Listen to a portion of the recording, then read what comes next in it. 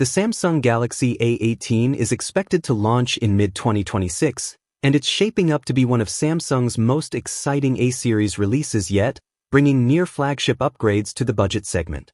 The device is rumored to be powered by the efficient Snapdragon 7 Gen 5 processor, delivering smooth performance for multitasking, gaming, and daily usage while keeping power consumption under control. One of its biggest highlights is the massive 8000 mAh battery, which should provide outstanding endurance, easily lasting up to 2 full days on a single charge. On the camera side, Samsung is expected to push boundaries with a huge 250MP primary sensor, offering ultra-detailed photography, improved zoom quality, and better low-light results through enhanced processing.